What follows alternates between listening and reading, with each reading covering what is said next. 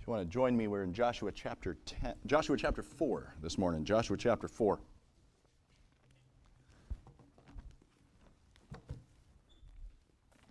Joshua chapter 4. Now, believe it or not, a passage out of Joshua does still tie into our overarching theme. We're studying through the life of Christ. We're taking a look at some of the things that he did. Lord willing, what we're going to do next week is we're going to look at some of his disciples, and kind of that's a really interesting study as you dig into just the people that God chose to be his disciples. It's eye-opening to say the least. But this week, what I want to do is I want to dig in a little bit here, and you'll notice the last 2 weeks when we've studied through this specific psalm that we've been reading before the service, it was the history of Israel. It goes through the history of Israel and all the things Israel did, all the things that Israel did to provoke God, and it was just, can we say it? Israel was a mess. Israel was just all sorts of wandering away. The Bible calls them, like, all we like sheep have gone astray. You've turned everyone to his own way. And that language is used of the children of Israel, and it's true. You study out what they did, you study out some of the things that drove them, and you just go, what on earth? And so here in Joshua chapter 4, I would like to say this is the start of it. But we've studied through enough of the book of Genesis already. You've seen this is not new. This idea of faithlessness, this idea of falling away, this idea of you were given so much light. You were given so much potential. You were given so much, and yet you just squandered it. And I want you to think about that, because tomorrow is Memorial Day. And I want you to stop and think about how we as a country have been given so much. The legacy that we have been given by those who've gone before. I remember just traveling across country, and I had a relative who did a genealogy, and the best they could figure out is I had one relative who was there at Custer's last stand. And one of the relatives, he survived because a horse threw a shoe, and he was a blacksmith, and he had to stay back behind. And so we were traveling across country, and my wife and I decided, okay, let's see if we can find out who this guy is. And back then, they didn't have a really great way of spelling everything, so we're kind of looking, and we're going, I think that might be my relative's name. I don't know. And so there were a few guys who survived, but I can look back and go, here's this guy who, of all things, survived a battle that everybody else got massacred in pretty much because a horse threw a shoe, and he had to stay back, and everyone else went forward. And you're like, that's crazy. And if you've ever been there to Little Bighorn in that field, like there's these little monuments everywhere, and it shows where all the combatants were when they died. And it's the weirdest thing, because you'll see these little pockets. And so there'll be like a little pocket of monuments right here, and then a little farther away there'll be a monument, and a little farther away there'll be a monument. So you're like, did that guy run, or were they trying to get to a standing spot and they got taken down? And so you'll see this little monument here to where the attackers were, and this is where the natives were. And it's just crazy stuff to kind of ride out across that field. And I think it's a few miles worth of just territory. And you look at it, something like that, and I think about the legacy of one of my relatives who could have died there, but God said, I'm going to spare you. And because of that, you think about how history changed because of that one guy who didn't die. And you think about the legacy. I have a great uncle who was shot down during World War II. Never knew him. All right, he got shot down, and he died probably in his 20s, and he was a pilot. And what they did is, in that little city of Chelmsford, Massachusetts, there's a street named after him. And so they commemorate the street where he grew up, and it's named Norman Smith or Norman Street or something like that. And that's my great uncle. And he's the only one with a creative name on that side of the family. My grandpa's name is John, and my great-uncle's name is Bob, and their last name is Smith. I was like, wow, you really plumbed the depths of that creativity, Grandma. But what do you got? You got Norman, Bob, and John Smith. Norman goes off to war and dies, and he's got a street named after him. And you got this legacy that I can look back, and I can look at these ancestors of mine, and some died in war, some didn't die in war, and we commemorate that on a Memorial Day where we look at these men and women who've gone before us, and they've left this legacy. And we celebrate what they've done, and we remember what they've done. And if you've gone into a veteran's house, and you might have this in your house, where you see that folded flag, or you see the ammunition, or you see the medals, or whatever it is, you see those commemoration points where you can say, these are things that the people who went before me touched. These are the things that the people before me held on to. This is their uniform. This is their medals. And we honor them for what they sacrificed, and we honor them for what they did. And you think even just holidays, where we celebrate the sacrifices people did. We celebrate the great achievements.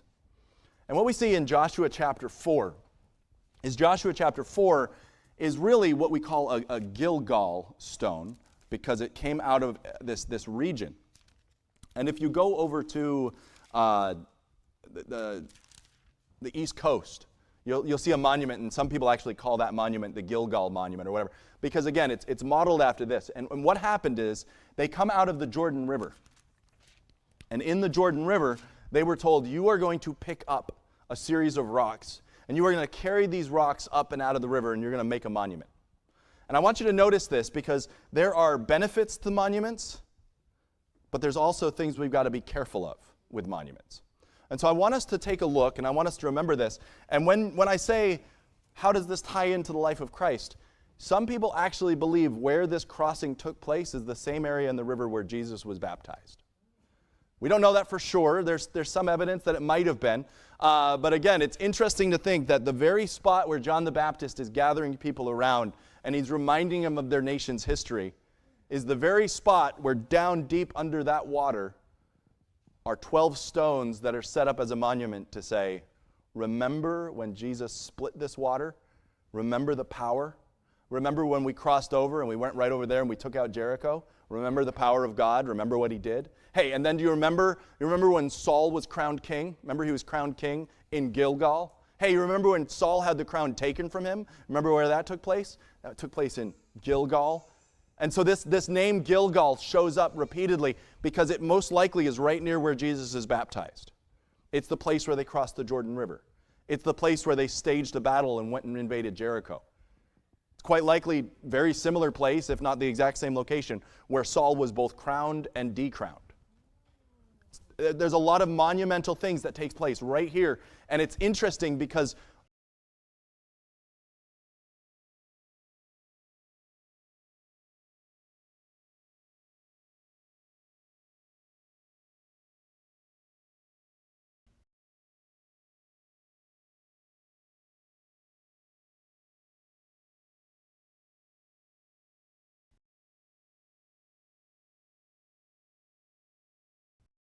there's a monument to remember what God has done right here in the middle of this settlement to say, remember. You've got a memorial set up. You've got a legacy you've got to live up to. But also, remember what happens when you don't obey. Remember what happens when you defy the Lord. Remember what happens when you take matters into your own hands and you displease the Lord. What happens? And all of those things are set up, and it's something as simple as a little monument of 12 stones set up in two places, and it's meant to remind us like a memorial of what we are to remember. Let's open in prayer, and then let's dig in here in Joshua chapter 4. Dear Heavenly Father, I thank you for this day. God, I thank you so much for this opportunity to preach, Lord, and I pray you'd be with my tongue. Help me to only say those things which you would have me say, and Lord, I just pray that we would be faithful. Lord, I pray that across this church, if there's one thing that could be said about us, it is that we are faithful to you. Lord, I know there's so many things that would distract us. There's so many temptations that would draw us away. But Lord, I just pray that you would help us to serve you, to keep our eyes locked on you. And I thank you, Lord, and I pray this in your name. Amen. Let me ask you a quick question as we get going. How would you answer this question? Why do people go to hell? Because they choose to. Partly. Okay, they rejected the Lord. What else? Because they die Okay, they die in their sins. I got into a discussion with a guy.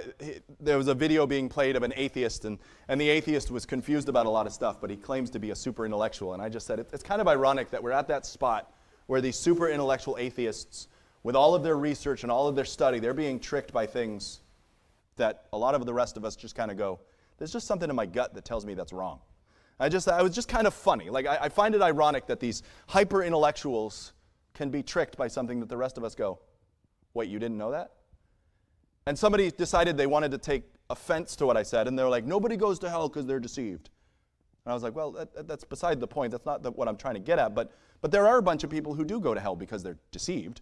I mean, they walk away based on their own lusts, but they can get deceived and tricked, and they get dragged away. And so I think there's a multitude of reasons why we live in our sin. I think there's a lot of reasons we live in our sin. We could live in our sin because we just don't know any better, and that's biblically what the Bible calls is someone who's simple. They just don't know, and they sin, and nobody was there to correct them, and they live in their sin, and Lord willing, somebody corrects them at some point in their life, and they make a choice to change. I think you also have people who they genuinely desire a certain lifestyle. They desire lusts, they desire comfort, they desire whatever. And so when faced with the reality of their sin, they go, yeah, I don't want to change. Okay, there's no deception there. I mean, they just straight up made the wrong decision because they wanted to live that lifestyle. And so that I think those type of things happen. But the Bible says that there are going to be teachers who are deceiving and being deceived. And we talked about that last week. We talked about recognizing false prophets and recognizing false teachers. And I want you to think about that because there are a lot of false teachers out there who they started out choosing some wrong things. And then what God basically did is he said, well, I'm not going to draw you back from that. I'm going to let you just indulge. And what God does is he pushes them deeper in that delusion to say, go ahead. You've chosen to reject me. You've chosen to walk away. Well, then you can reap the consequences of the decision you've chosen to make. But what I want us to understand is that God impresses upon our conscience, and he impresses upon our environment and through the friends we have around us. There's a whole lot of ways that God acts like a little bit of a conscience to say, you need to turn around. You need to stop doing that thing you're doing. And a lot of people, you even see this online, where a lot of people will be like, well, the universe just got a message through to me. And it's like, no, that's the Lord trying to get a hold of you. And you don't want to acknowledge the Lord, so you're going to say it's the universe doing this thing. But I watched a video about a lady who is being challenged to give up smoking. And she was like, this doctor, for the first time ever, just asked me, do you understand the consequences of your decision? And the doctor went through like every single form of why it's bad to be smoking. And she goes, it's like the universe is trying to get me to stop smoking. And it's like, I guess if you want to call it that, okay. But that's what people do today. They get convicted about something or they get challenged on something, and they're like, well, the universe must be trying to get a message across. And it goes, no. There are things that God sets up in our life. There's things that God throws in our path, and he's trying to get our attention to say, hey, if you're not going to listen to your conscience, if you're not going to listen to the revelation that I've given you, if you're not going to crack open the Bible and actually listen to it, I'm going to do these other things to try to get your attention. And sometimes those are health scares, or sometimes those are family issues. But every now and then, God has us set up these monuments and these little reminders. And what these reminders are to basically act like a little extra conscience that spurs you to do something.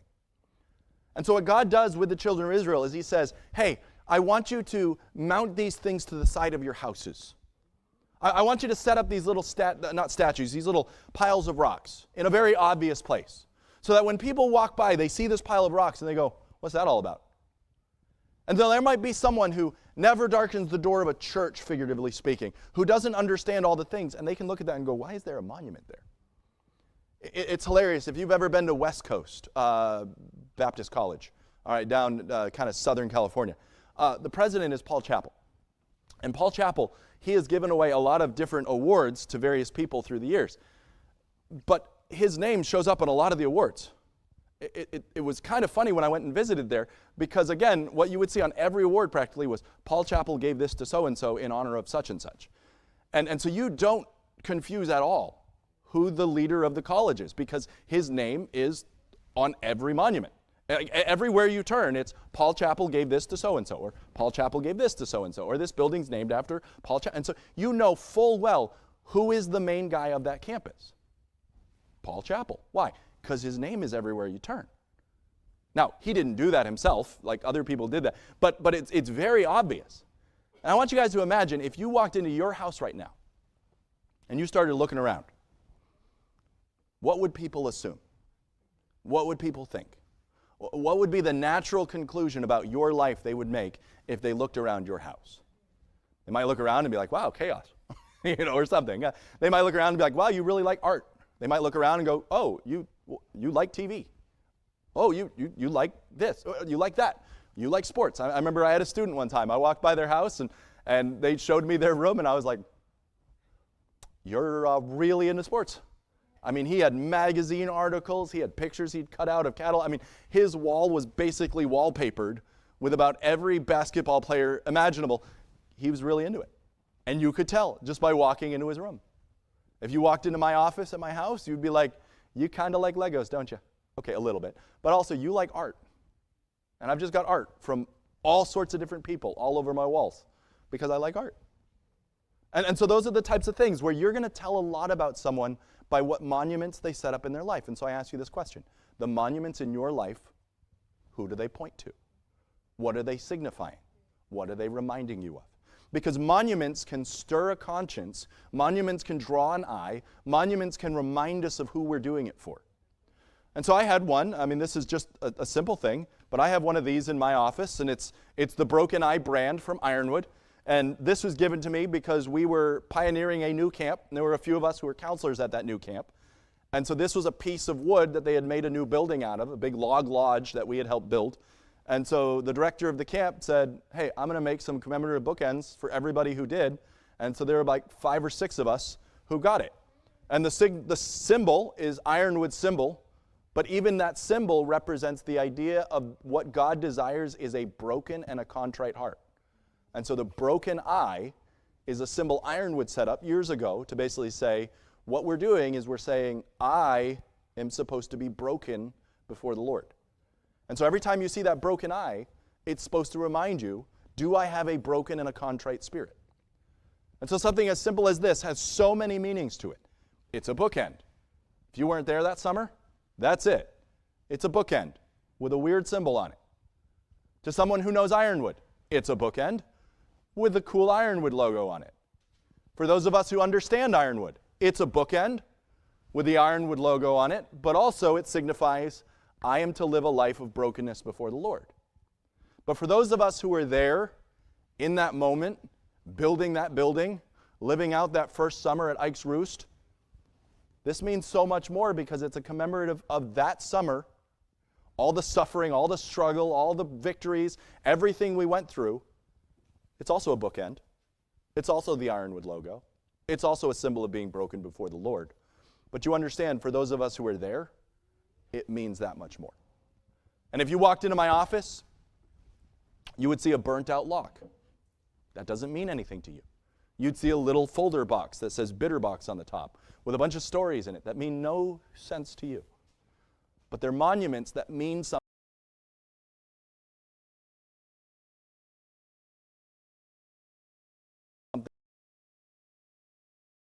to me, and I want to remember what God has done. And so I've set up these little monuments in my office, so to speak, so that when I walk in and I see them, I can go, remember that time I got robbed, but God provided like this. Hey, remember that time I worked that really crazy summer and there were foster kids left and right and a whole bunch of them got saved? That was really cool. Hey, remember that time you made that mistake and you kept the cup to remember the mistake you made? What are those doing? Those are memorials. So that someone who comes in could go, why do you have that? And I could tell the story of God's provision. And so here in Joshua chapter 4, it says this, and when it came to pass, when the people were clean passed over Jordan, that the Lord spake unto Joshua, saying, take you out 12 men of the people, and of every tribe a man, and command you them, saying, take you hence out of the midst of Jordan, out of the place where the priest's feet stood firm, 12 stones. And you shall carry them over with you, and leave them in a lodging place where you shall lodge this night. And so if you go even to Israel today, there is this place called Camp Gilgal, and it's right on the side of Jordan, and it's kind of shaped like a footprint, and that is probably where they camped.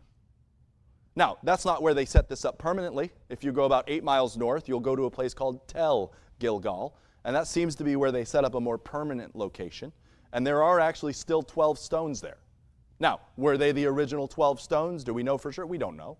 This is 3,000 years later. We don't know. All right, but the fact is, you can go to Israel today, and there's a place that is Gilgal right on the side of Jericho, And that is most likely where they camped out temporarily. They might have set these up momentarily there. And then they moved 8 miles north to a place that is called Tel Gilgal. And that is still there today, the ruins of it at least. There's altar, there's scars in the ground, there's a little bit of these 12 stones. And what you can do is you can go there, and that is what they were saying to do. Set it up so that every time we come back to this location, you'll remember what happened here. And look what they do. They carry the 12 stones. He says, leave them here where you lodge this night. And Joshua called the 12 men whom he had prepared, the children of Israel, out of every tribe of man. And Joshua said unto them, pass over before the ark of the Lord your God into the midst of Jordan, and take you up on every man a stone upon his shoulder, according to the number of the tribes of the children of Israel. That this may be a sign among you, that when your children ask their fathers in time to come, saying, what mean ye by these stones? That you shall answer them, thus the waters of Jordan were cut off before the ark of the covenant of the Lord, when it passed over Jordan, and the waters of Jordan were cut off, and these stones shall be for a memorial unto the children of Israel forever. And the children of Israel did so as Joshua commanded, took up 12 stones out of the midst of the Jordan, as the Lord had spake unto Joshua, and according to the number of the tribes of the children of Israel. And he carried them over with them unto the place where they lodged, and laid them down there. And Joshua set up the 12 stones in the midst of the Jordan, and the place where the feet of the priests stood and bare the ark of the covenant stood, and there they are until this day. And so what do you see? You see 2 monuments being set up. You see one monument being set up right there in the middle of the river. You see one monument being set up on the shore. And the river's obviously going to come back over. You're never going to see that monument in the middle anymore. But there's one on the shore that whenever your children come by and they see this monument, they go, what's with the rocks? And what do? You tell them the story. Now, they may have never read the text of Joshua. They may have never read this whole story. In fact, I think one of the main problems when you get to the book of Judges, the people were depending on a strong man to keep them together. I think that's the problem in Judges. Because what happens? You have a judge, you have a godly man who stands up, he leads the people. What happens the moment that guy dies? The people start wandering away. It's that generation. It says once the people of that generation die off, they did not invest in the next generation right, and that next generation just falls off. And this happens over and over and over. The people fall away. God judges them. They cry out to the Lord for deliverance. And what happens? He delivers them, and as long as the people who experience that are alive, all's good. But what happens the moment those people are no longer around? They fall right back. And so what you see this pattern. And so what God is doing is he's trying to establish to say, fathers, you need to be training your kids. You need to be investing in your children. You need to be training them. You cannot leave this training to the world. You cannot leave this training to just passive default. And so what I'm going to do is I'm going to set up these monuments so that you can't miss it. But the monuments are not a replacement for actual teaching. I couldn't go and say, I had the bookend in my office. This bookend is extremely significant. This bookend has so much rich meaning to it. Why did you not learn that you should have a broken and a contrite spirit, and how God will deliver, and all the souls that God saves? How come you didn't get all that? And anyone who would look would go, I wasn't there. And you never told me the story. And so what do you see here in this Gilgal? You see the importance of a monument. You see the importance of setting up a remembrance of what has happened before. But you also see an admonition that says, teach your kids and invest in the next generation. Because what happens? He says, when your children come and ask, what do these rocks mean? What are you supposed to do? Tell them the story. Tell them what God has done. And it says the children of Israel did as Joshua commanded. They took up the 12 stones out of the midst of the Jordan that the Lord spake unto Joshua, and according to the number of the tribes of the children of Israel, and they carried them over with them to the place where they lodged and laid them down there. And Joshua set up the 12 stones in the midst of the Jordan, in the place where the feet where the priests bear the ark of the covenant. There they are till this day. For the priests that bear the ark of the covenant stood in the midst of Jordan until everything was finished, that the Lord commanded Joshua to speak unto the people according to all that Moses had commanded Joshua. And the people hasted and passed over. And it came to pass when all the people had passed clean over that the ark of the Lord passed over, and the priests in the presence of the people, and the children of Reuben and the children of Gad and half tribe of Manasseh, they passed over armed before the children of Israel, as Moses had spoken unto them. And 40,000 prepared for war pressed over against before the Lord unto battle into the plains of Jericho. On that day the Lord magnified Joshua in the sight of all Israel, and they feared him as they feared Moses all the days of his life. And so again, what he's doing is he's laying up these monuments to say, remember. Now, like I said, and we don't have time to get into all these details, you study out this Gilgal, it appears repeatedly. This was a center of a lot of business for Israel up until Jerusalem became the capital. Samuel, when he taught, would do it in Gilgal. When Saul was appointed king, it happened in Gilgal. When Israel was circumcised right after this, when they all came together to kind of do that thing they had been avoiding for a long time, it was done in Gilgal. A lot of stuff happened here in Gilgal, but when Saul got the crown taken from him, it was right here around Gilgal. There's judgment that's going to be laid out on Gilgal. There's blessing that's going to happen here at Gilgal. And what is it? It is us coming to a spot where we say, remember that thing that God did. And it's so easy when we get caught up in the world, when we get caught up in discouragement, when we get caught up in frustration, when we get caught up in greed or whatever other things we struggle with. It's so easy to lose track of what God has been doing and what God continues to do. I mean, think about it. It's fascinating to me. I came from Wolf Mountain, and it is hard sometimes when I was there every single day to see the improvements that have been being made because I was there. Sometimes I had done the work. I didn't notice. Once the work is over, it's on to the next project. I don't think about it anymore. But I don't know if you've ever been like that, where you've been living at a place and you lose track of everything that's been done because you just live there. You don't pay attention to it anymore. But then if you leave and you come back a year later, you're like, whoa, it's looking good, guys. Or, conversely, that bag of sand I left there a year ago is still there.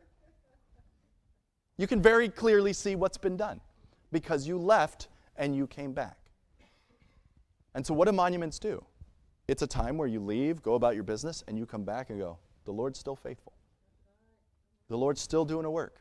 He set this monument up. If God could part that river, He can do this other thing too. And so what are monuments there to do? Monuments are there to remind us. But I want to leave us with one last thing, because monuments cannot be the end all. Like I said, monuments are there to remind us. Memorials are there to remind us. Memorials are there to encourage us. But here's the warnings about memorials. One, they don't take the place of training. Memorials are an aid, they are not an end. They are there so we go look at them and go, what lessons can I learn from this memorial? But I also want to remind you of one other memorial that God literally had them destroy because it was becoming a stumbling block. And that was what they call Nehushtan, which basically means it's a brass thing. Because in the wilderness, Moses set up a little pillar with a brass serpent on it, and the whole picture of that was, look at it and you will survive. All you have to do is look at that brazen serpent. That brazen serpent on the pole will heal you. Well, I mean, it's not the brazen serpent doing the healing, but you get what it's a picture. And all they had to do, as the song says, is look and live. And that brazen serpent on the pole is a beautiful picture of what Christ was going to do. It's a beautiful picture of the deliverance Christ had. But what did it become? It became an idol. It became something that they started worshiping because, again, you look at the serpent and you're healed. So what happens if we offer incense to it? What happens if we bow down to it? What happens if we pray to it? And so this really good memorial, the brazen serpent that was lifted up in the wilderness, that is literally used in the Bible as a picture of Christ. As Moses raised the serpent in the wilderness, even so Christ must be lifted up. And if Christ be lifted up, he will draw all men to himself. It's a beautiful, beautiful picture of what Christ would do to the world, that brazen serpent being lifted up in the middle of the wilderness with all these people around dying because of snake bite. All they had to do is look and they'd be healed. But the children of Israel missed the memorial and began to worship the thing. And so here's the caution about memorials. Memorials do not take the place of teaching. Sticking this on my shelf, as cool as it is, will not take the place of me saying, you need to have a broken and a contrite heart before the Lord. Having this on my shelf will not say, the Lord can see souls saved. That's what this means to me. It's not what it means to you. So memorials are great, as long as they're able to be taught. But also, make sure you don't confuse the memorial for the thing the memorial represents. That is why, when that king came through, he literally said, Nahushtan. It's just a brass thing. It would be like me looking at this thing and saying, hey, as special as this is, if you started worshiping this bookend, how stupid would that be? I'd be better throwing this thing in the fire and saying, it's kindling. It's firewood. Is it just firewood? No. It's an important cultural artifact in the legacy of Mike Waring. However, if you were going to be tricked into worshiping this thing, you'd be better off chucking it in the fire. It's just kindling. And so here's the challenge to you this morning. As we go into Memorial Day tomorrow, we commemorate those who have gone before us. As we think about the life of Christ and the things that Christ did, as we look even across our world today, there are so many memorials that people have lost the meaning of. If you're going to lose the meaning behind the memorial, get rid of the memorial. Or bring back the legacy. Your memorials do not take the place of training, and your memorials need to remain pointing to something else. But again, I ask you this question. Have you set up memorials in your life? If I walked into your house right now, and I were trying to figure out what you worshiped based on what's in your house right now, the walls, the focal point of your living room, the focal point of your office, the focal point of anywhere, what would it look like you worship? What memorials do you have set up? If your house is a shrine, what God are you worshiping? Because again, we have memorials. We have things we put up so that we can have those training opportunities with those who walk in. Israel had these little memorials set up. And the whole